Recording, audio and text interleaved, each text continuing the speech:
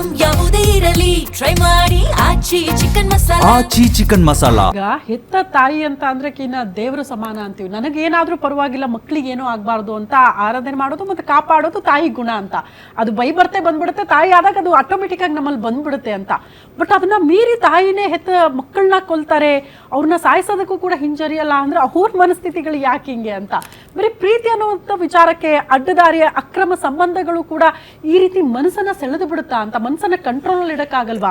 ರಕ್ತ ಸಂಬಂಧಗಳು, ನನ್ನ ಹೊಟ್ಟೆಲ್ ಹುಟ್ಟಿರೋ ಕಂದ, ಇದನ್ನೆಲ್ಲವನ್ನ ಮರೆಸಿಬಿಡುವಂತ ಶಕ್ತಿ ಅದಕ್ಕಿದೆಯಾ ಅಂತ ಹೇಳೋದು. Missing out on logical thinking. ಒಂದು ಲಾಜಿಕ್, ಒಂದು ರ್ಯಾಷನೇಲ್ ಇರಬೇಕು. ಎರಡು ಮಿಸ್ ಔಟ್ ಆಗ್ತಾ ಇದೆ ಅಂದ್ರೆ ಆ ವ್ಯಕ್ತಿ ಕಾಮ್ ಆಗಿಲ್ಲ. ಇನ್ನೂ ಒಂದು ನಾವೇನ್ ಹೇಳ್ತೀವಿ ಅಂದ್ರೆ ಸೈಕೋ ಅನಾಲಿಸಿಸ್ ನಲ್ಲಿ ಚೈಲ್ಡ್ಹುಡ್ ಟ್ರಾಮಾಸ್ ಇರುತ್ತೆ. ಅದು ಎಷ್ಟು ಈಚೆ ಪೋಸ್ಟ್ ಪಾರ್ಟಮ್ ಸೈಕೋಸಿಸ್ ಇರುತ್ತೆ ಹೇಳಕ್ಕಾಗಲ್ಲ. ಅದು ಎಷ್ಟು ಈಚೆ ಬರುತ್ತೆ ಅಂತ ಅಂದ್ರೆ ದೇ ಲೂಸ್ ದಟ್ ರಿಯಾಲಿಟಿ. ಅವ್ರ ರಿಯಾಲಿಟಿನಲ್ಲೇ ಇರಲ್ಲ ಅವ್ರ ಮನಸ್ಥಿತಿ. ಅವ್ರು ಯಾವುದೋ ಒಂದು ಭ್ರಮೆ ಲೋಕ ಅದೇ ನಿಜವಾಗಿ ಕಾಣಿಸ್ತಾ ಇರುತ್ತೆ. ಒಂದು ಬಾಯ್ ಫ್ರೆಂಡ್ ಅವನ್ ಸತ್ಯವಾಗಿ ಕಾಣಿಸ್ತಾನೆ, ಯಾವ್ದು ಸತ್ಯನೋ ಅದು ಅಸತ್ಯವಾಗಿ ಕಾಣುತ್ತೆ. ತಾಯಿ ಮಗುನ್ ಕೊಲ್ಲೋದು ಒಂದು. ಇನ್ನೂ ಒಂದು ತಿಂಗಳು 2 ತಿಂಗಳ ಹಿಂದೆ ನೋಡಿದೆ, ಮಗಳೇ 16 ವರ್ಷದ ಮಗಳು ಬಾಯ್ ಫ್ರೆಂಡ್ ಕರ್ಕೊಂಬಂದು ತಾಯಿನ ಕೊಲ್ಲೋದು. ಇದು ಮಗು ತಾಯಿ ಕೊಲ್ಲೋದು ಅಥವಾ ತಾಯಿ ಮಗು ಕೊಲ್ಲೋದು ಯಾವುದೂ ಇತ್ತಿಲ್ಲ. ಇದು ಕರ್ಮಭೂಮಿ, ಇದು ಧರ್ಮಭೂಮಿ. ಭಾರತ ಅನ್ನೋದು ಒಂದು, ನಾವು ಸನಾತನ ಧರ್ಮದಲ್ಲಿ ಈ ಥರದ್ದೊಂದು ನಾವು ನೋಡೇ ಇರಲಿಲ್ಲ. ಈಗ ಈ ಥರ ಮಗಳು ಅಮ್ಮನ ಕೊಲ್ಲೋದು ನಮ್ಗೆ ಅಷ್ಟೇ ಆಶ್ಚರ್ಯಕರ ಸಂಗತಿ. ಇದು ಮನಸ್ಥಿತಿಗಳು. ಇದಕ್ಕೆ ನಾವು ಆಸ್ ಎ ಹೋಲ್ ಅಡ್ರೆಸ್ ಮಾಡಬೇಕು. ಪ್ರತಿಯೊಂದನ್ನು ಒಂದು ಶಾಂತತೆ, ಮೈಂಡ್ಫುಲ್ನೆಸ್ ಬಗ್ಗೆ ಜಾಸ್ತಿ. ಇವಾಗ ಒಂದು ಮಗು ಹುಟ್ಟಿದ ತಕ್ಷಣ ಅವಳು ಪರ್ಫೆಕ್ಟ್ ಮದರ್ ಆಗೋಕ್ಕಾಗಲ್ಲ.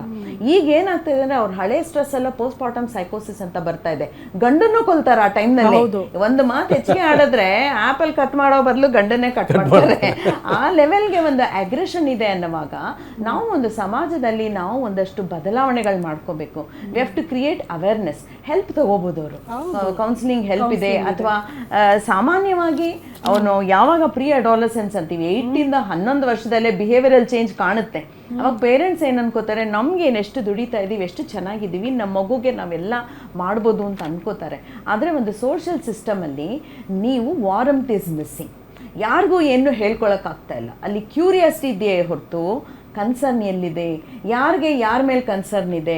ಹಿಂದಿನ ಕಾಲದಲ್ಲಿ ಒಂದು ಜಾಯಿಂಟ್ ಫ್ಯಾಮಿಲಿ ಸಿಸ್ಟಮ್ ಇತ್ತು. ಈಗ nuclear family, extended family. Anyway ಅದರದ್ದೇ ಅಡ್ವಾಂಟೇಜಸ್ ಡಿಸ್ಅಡ್ವಾಂಟೇಜಸ್ ಇದೆ. ಯಾವುದು ಸರಿ ಯಾವ್ದು ತಪ್ಪು ಅಂತ ನಾವು ವಿಮರ್ಶೆ ಮಾಡೋಕ್ಕಾಗಲ್ಲ. ಬಟ್ ಜಾಯಿಂಟ್ ಫ್ಯಾಮಿಲಿ ಇರೋರ್ಗು ಏನಾಗ್ತಿತ್ತು, ಯಾರಿಗೋ ಒಬ್ರಿಗೆ ಏನೋ ಬೇಜಾರಂದ್ರೆ ಇನ್ಯಾರೋ ಒಬ್ರು ಸಪೋರ್ಟ್ ಮಾಡ್ತಾರೆ. ಮಗು ಬೇಜಾರು ಅಂದ್ರೆ ಹೋಗಿ ಇನ್ಯಾರ ಹತ್ರನೋ ಹತ್ಕೊಂಡು ಆಚೆ ಬಂದ್ಬಿಡ್ತಿತ್ತು. ಈಗ ಆ ಸಿಸ್ಟಮ್ ಮಿಸ್ ಆಗಿದೆ. ಸೊ ನೀವು ಯಾರ ಹತ್ರ ಹೇಳ್ಕೊಳ್ತಾ ಇದ್ದೀರಾ, ಅಥವಾ ನಿಮ್ಮ ಮಗು ಟೈಮ್ ಕೊಡ್ತಿದ್ದೀರಾ ಕೇಳಿಸ್ಕೊಳ್ಳೋಕ್ಕೆ, ಅಥವಾ ನಿಮ್ಗೆ ಯಾರು ಟೈಮ್ ಕೊಡ್ತಿದ್ದೀರಾ ಕೇಳಿಸ್ಕೊಳ್ಳೋಕ್ಕೆ? ತಪ್ಪೆ. ಇವಾಗ ಮೆರೈಟಲ್ ಕಾನ್ಫ್ಲಿಕ್ಟ್ ಅಂತ ಅಂದ್ರೆ ಡೈವರ್ಸ್ ಇಸ್ ದ ಸೊಲ್ಯೂಷನ್, ಇಲ್ಲ ಕಿಲ್ಲಿಂಗ್ ಇಸ್ ದ ಸೊಲ್ಯೂಷನ್. ಅದನ್ನ ಫಿಕ್ಸ್ ಮಾಡ್ಬೋದು ಅನ್ನೋ ಒಂದು ಪರಿಜ್ಞಾನನೇ ಇಲ್ಲ ಅಂತ ಅಂದಾಗ ಕಾಮ್ನೆಸ್ ಎಲ್ಲಿ ಬರುತ್ತೆ ಸೊಸೈಟಿ? ಇದು ಪೇರೆಂಟಲ್. ಈ ಹೆಣ್ಣು ಮಗು ಅವಳ ಮಗುನ್ ಕೊಂದಿದ್ದಾಳೆ ಅಂತ ಅಂದಾಗ ನಾನು ಅವಳದು ಪಾಸ್ಟ್ ಹಿಸ್ಟ್ರಿ ತಗೊಳಕ್ ಇಷ್ಟಪಡ್ತೀನಿ. From which background she has come. ಅವಳಿಗೆ ಚೈಲ್ಡ್ಹುಡ್ ಟ್ರಾಮಾ ಇತ್ತಾ, ಮನೆಯಲ್ಲಿ ಯಾವ್ದಾದ್ರು ಕಾನ್ಫ್ಲಿಕ್ಟಿಂಗ್ ಎನ್ವೈರನ್ಮೆಂಟ್ ಇತ್ತಾ?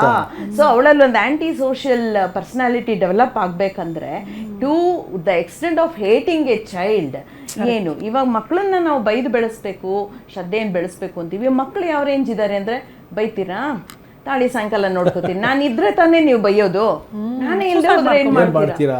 ಈ ತರ ಯೋಚನೆ ಮಾಡ್ತಾರೆಯಾ ಹೊರತು ಬೈದಿದ್ದಾರೆ ನಾನು ಈ ಬಿಹೇವಿಯರ್ ಸರಿ ಮಾಡ್ಕೊಂಡ್ರೆ ಅಪ್ಪ ಅಮ್ಮ ನನಗೆ ಖುಷಿ ಪಡ್ತಾರೆ, ಆ ಭಾವನೆಗಳೇ ಹೊರಟೋಗಿದೆಯಲ್ಲ. So where is this healthy mindset? So ಇದನ್ನ ನಾವು ಹೇಗೆ ವಾಪಸ್ ತರ್ಬೋದು ಅನ್ನೋದು ನಮಗೆ ತುಂಬ ಇಂಪಾರ್ಟೆಂಟ್ ಆಗುತ್ತೆ. Probably counselling services and educating the society. ಯಾರೇ ಕಷ್ಟದಲ್ಲಿದ್ದರೂ ಓಕೆ, ಗಿವ್ ಯುವರ್ ಶೋಲ್ಡರ್, ಅಷ್ಟು ಸಾಕು, ಇನ್ನೇನು ಬೇಕಾಗಿಲ್ಲ. ನಾಗರಾಜು ಸರ್, ಮೇಡಮ್ ಹೇಳ್ದಂಗೆ ಈಗ ಸೋಷಿಯಲ್ ಮೀಡಿಯಾಗಳು ದೊಡ್ಡವರು ಬುದ್ಧಿ ಹೇಳೋ ಕಾಲ ಹೋಗ್ಬಿಡ್ತು ಅಂತ. ಈಗೇನಿದ್ರು ಕೂಡ ಸಿನಿಮಾಗಳನ್ನ ನೋಡ್ತಾರೆ, ಸಿರೀಸ್ಗಳನ್ನ ನೋಡ್ತಾರೆ, ಅದರಿಂದ ಇನ್ಫ್ಲುಯೆನ್ಸ್ ಆಗೋರ ಸಂಖ್ಯೆ ಜಾಸ್ತಿ ಆಗಿ ಹೋಗಿದೆ ಅಂತ. ಅವ್ರ ತರ ನಾನು ಆಗಬೇಕು, ಅವ್ರ ತರ ಏನೋ ಒಂದು ಮಾಡಬೇಕು ಅಂತ. ಒಳ್ಳೇದನ್ನ ತಗೊಂಡು ದೊಡ್ಡ ಮಟ್ಟಕ್ಕೆ ಹೋದವರು ಸಾಕಷ್ಟು ಜನ ಇದ್ದಾರೆ. ತುಂಬಾ ಜನ ಕೆಟ್ಟದಕ್ಕೆ ಮನಸ್ಸು ಸೋಲ್ತು ಬಿಡ್ತಾರೆ ಅಂತ. ಕೆಟ್ಟ ದಾರಿಯಲ್ಲಿ ಹೋಗೋಕೆ, ಅಡ್ಡ ದಾರಿಯಲ್ಲಿ ಹೋದ್ರೆ ನಾನು ಹಿಂಗಾಗ್ಬಿಡುತ್ತೆ ಅನ್ನೋರೇ ತುಂಬಾ ಜಾಸ್ತಿ ಕಾಣಿಸ್ತಾರೆ ಅಂತ. ನಮ್ಮ ಒಂದು 35-40 ವರ್ಷಗಳ ಹಿಂದೆ ಒಬ್ಬ ತಂದೆ ಮಾತ್ರ ಸಂಪಾದನೆ ಮಾಡ್ತಾ ಇದ್ದ, ತಾಯಿ ಸಂಪಾದನೆ ಮಾಡಕ್ ಹೋಗ್ತಾರೆ. ಬರೀ ಒಟ್ಟು ಕುಟುಂಬದಲ್ಲಿ ಬದುಕ್ತಾ ಇದ್ವಿ. ಅಜ್ಜಿ ತಾತ ಅವರು ಇವರು ಇರ್ತಾ ಇದ್ವಿ. ಅವನೇನೋ ತಪ್ಪು ಮಾಡಿದಾಗ ತಿದ್ದುತ್ತಾ ಇದ್ರು, ಬುದ್ಧಿ ಹೇಳ್ತಾ ಇದ್ರು, ಒಳ್ಳೆ ಕಥೆಗಳು ಹೇಳ್ತಾ ಇದ್ರು. ಈಗ ಆ ರೀತಿ ಇಲ್ಲ. ಈಗ ನೀವು ಮಾತಾಡಿದ್ರೆ ಮಾತಾಡದೆ ಅವರು ನೋಡೋದ್ರೆ ನಮಗೆ ಭಯ ಆಗುತ್ತೆ. ಹೌದು. ಯಾಕಪ್ಪ ಇದು ಇವ್ರನ್ನ ಮಾತಾಡೋದು ಮತ್ತೆ ಏನು ಗೊತ್ತಾ, ಇವರು ರೂಮ್ಗೆ ಹೋಗಿ ಬಗಲ್ ಹಾಕೊಂಡ್ಬಿಟ್ರೆ ಏನು ಮಾಡ್ಕೊಳ್ಳೋದು ಭಯ ನಮಗೆ. ಹೌದು. ಹಾಗಾಗಿ ಏನು ಮಾಡ್ತೀವಿ ಅಷ್ಟೇ, ಅವನಷ್ಟಕ್ಕೆ ಅವ್ನು ಬದುಕಲಿ ಅನ್ನೋ ಮಟ್ಟಿಗೆ ನಾವು ಬಿಡ್ತೀವಿ. ಆದರೆ ನನ್ನ ಪ್ರಕಾರ ಈ ಕಾನೂನುಗಳನ್ನ ಟೈಟ್ ಮಾಡಲಿಲ್ಲ ಅಂದರೆ ಇವ್ನು ನಿಲ್ಸಕ್ಕೆ ಆಗಲ್ಲ. ಕಾನೂನು ಹೇಗೆ ಮಾಡಬೇಕು, ವಿಧಾನಸೌಧ ಕೂತ್ಕೊಂಡು ಎ ಸಿ ರೂಮಲ್ಲಿ ಕೂತ್ಕೊಂಡು ಮಾಡಬಾರ್ದು ಮಾಡೋದಲ್ಲ. ಕಾನೂನು ಸಮಾಜ ಎಲ್ಲಿ ಹೋಗ್ತಾ ಇದೆ, ಯಾವ ರೀತಿ ಹೋಗ್ತಾ ಇದೆ ನೋಡಿ. ಮೊನ್ನೆಗೆ ತಮಿಳುನಾಡಲ್ಲಿ ವಿಜಯನವರು ಎಷ್ಟು ಒಳ್ಳೆ ಕೆಲಸ ಮಾಡ್ತಾ ಇದ್ದಾರೆ, ನಮಗೆ ಖುಷಿ ಆಗುತ್ತೆ. ನೀವು ಅದು ಬಿಟ್ಬಿಟ್ಟು ಮಾಡಬಾರ್ದು ಮಾಡಿಕೊಂಡು ಈಗಲ್ಲ ಬಿಡಿದಿ ರೈತರ ಗಲಾಟೆ, ಅದು ಗಲಾಟೆ, ಇದು ಗಲಾಟೆ ನೋಡಿ. ಈಗ 9,600 ಎಕರೆ ಜಮೀನು ತೊಗೊಳ್ತಾ ಇದ್ದಾರೆ. 3,000 ಎಕರೆ ಖರಾಬ್ ಜಮೀನು. ಪಾಪ ರೈತರು ಎಲ್ಲೂ ಹೋಗೋದವರು, ಅದು ದನ ಕರು ಕಟ್ಕೊಂಡು ಬೆಂಗಳೂರು ಬಂದರೆ ಬಾಡಿಗೆ ಮನೆ ಕೊಡ್ತಾರೆ. ಅಟ್ಲಾಸ್ಟ್ ಅವ್ರನ್ನೇ ಮಾಲೀಕರು ಮಾಡಿ ನಿಮಗೆ ನೋಡೋಣ, ಮಾಡೋಕ್ಕಾಗಲ್ಲ ನಿಮಗೆ. ಇನ್ನು 2 ಕೋಟಿ ಕೊಡ್ತೀರಾ, ಒಂದು 25 ಕೋಟಿಗೆ ಮಾರ್ಕೊಳ್ತೀರಾ ಅದೇ ಒಂದು ಜಮೀನ. ಯಾರು ಕೊಡ್ತಾ ಇದ್ದೀರಾ ದುಡ್ಡನ್ನ? ಕೈಯಲ್ಲಿ ದುಡ್ಡಿದ್ದು ಮಾಡಕ್ ಕೆಲಸ ಇಲ್ಲ ಅಂದ್ರೆ crime rate ಜಾಸ್ತಿ ಆಗುತ್ತೆ. ಮನ್ಸು ಬೇರೆ ಬೇರೆ ಕಡೆ ಅಡ್ಡದಾರಿಯಲ್ಲಿ ಈಗ ನನಗೆ ಚೆನ್ನಾಗಿ ಬದುಕಬೇಕಂದ್ರೆ ನನಗೆ ಹಣದ ಅವಶ್ಯಕತೆ ಇದೆ. ನಾನು ಏನು ಮಾಡ್ಲಿಕ್ಕೂ ರೆಡಿ ಇರ್ತೀನಿ. ಬಟ್ ಕಾನೂನು ಭಯ ಇಲ್ಲ ನನಗೆ. ಹೋದ್ರೆ ಅಂತ ನಮ್ಗೆ ಯಾರೋ ಒಬ್ರು ವಕೀಲರು ಸಿಗ್ತಾರೆ, ಏನೋ ಒಂದು ಬೇಲ್ ಕೊಡ್ತಾರೆ, ಆಯ್ತು 3 ತಿಂಗಳು ನಡೀಲಿ ಕೇಸ್ ನೋಡೋಣ. 20 ವರ್ಷ ನಡೀತೆ ಕೇಸು, ಏನು ತೊಂದರೆ ಇಲ್ವಲ್ಲ, ನಡೆಸ್ತಾರೆ, ಲಾಯರ್ ನಡ್ಸ್ಕೊಂಡು ಹೋಗ್ತಾ ಇರ್ತಾರೆ. ಮತ್ತಷ್ಟು ಬೆಳವಣಿಗೆ ಕೊಟ್ಟಾಗುತ್ತೆ. ಅಲ್ಲೇ ಲಾಟ್, ಅಲ್ಲಿ ಯಾವ ತಪ್ಪು ಮಾಡ್ತಾನೆ ಅಲ್ಲೇ ಲಾಟ್ರಿ, ಅಲ್ಲೇ ಬಹುಮಾನ ಕೊಟ್ಟರೆ ಮಾತ್ರ ನಮ್ಮ ಕಾನೂನು ವ್ಯವಸ್ಥೆ ಸರಿ ಹೋಗುತ್ತೆ. ಮತ್ತು ಜನ ಸರಿ ಹೋಗ್ತಾರೆ. ಹೆದರ್ಕೋಬೇಕು ಜನ.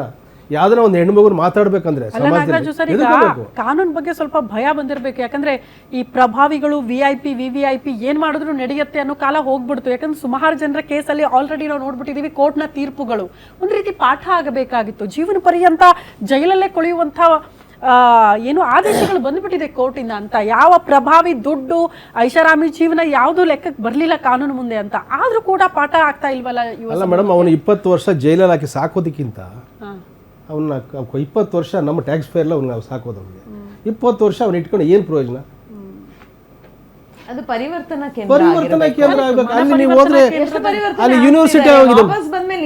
ಅಲ್ಲ ಮೇಡಮ್, ಅಲ್ಲಿ ಹೋಗಿ ಬಂದ್ರೆ ಒಂದು PhD ತಗೊಂಡಂಗೆ ಅವನು, ಒಂದು ಯೂನಿವರ್ಸಿಟಿ ಅದು.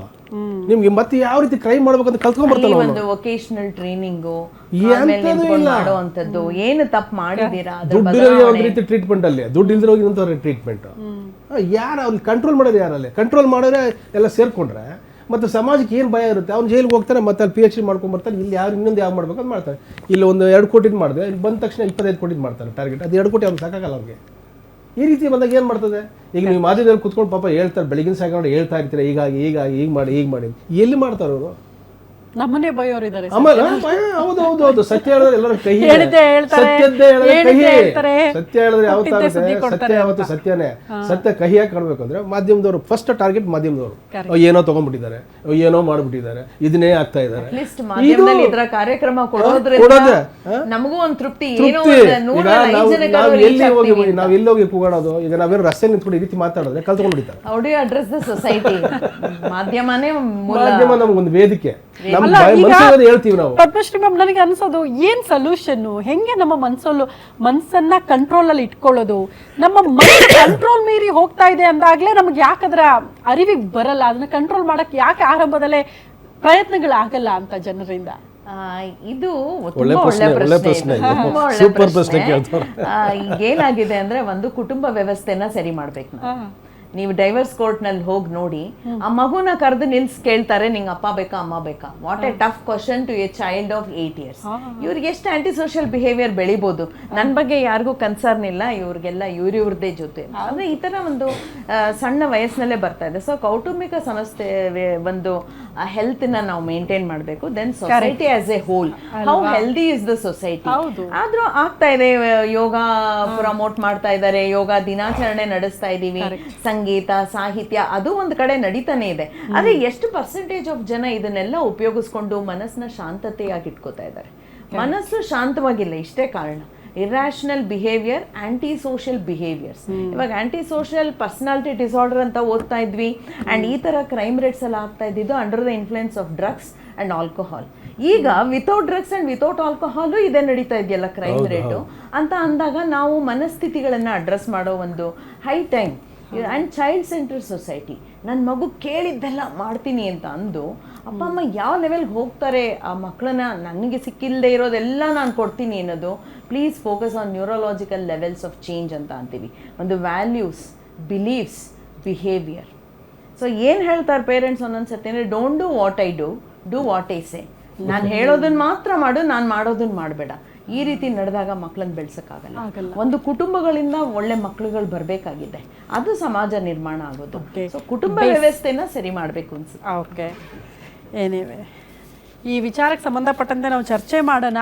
ಈಗ ತಾನೇ ಪದ್ಮಮ್ಮ ಹೇಳ್ತಾ ಇದ್ರು, ಬೇಸಿಂದಲೇ ನೀವು ರೂಟ್ ಗ್ರಾಸ್ದಿಂದಲೇ ಮಕ್ಕಳನ್ನ ಹೆಂಗೆ ಬೆಳೆಸ್ತೀರಿ ಅನ್ನೋದು ವೆರಿ ವೆರಿ ಇಂಪಾರ್ಟೆಂಟ್ ಆಗುತ್ತೆ ಅಂತ. ಪೇರೆಂಟಿಂಗ್ ಸಖತ್ ಇಂಪಾರ್ಟೆಂಟ್ ಆಗುತ್ತೆ ಅಂತ. ಎನಿವೆ, ಬ್ರೇಕಿಗೆ ಹೋಗೋಣ. ಆದರೆ ಅದಕ್ಕೂ ಮುಂಚೆ ಈಗ ತಾನೇ ನಾವು ವಿಚಾರಕ್ಕೆ ಮುಂದೆ ಮಾತಾಡ್ತಾ ಇದ್ವಿ, ಹೆತ್ತ ತಂದೆ ತಾಯಿ ನೋಡಲ್ಲ, ಒಡ ಹುಟ್ಟಿದವರು ಅಂತ ನೋಡಲ್ಲ ಅಂತ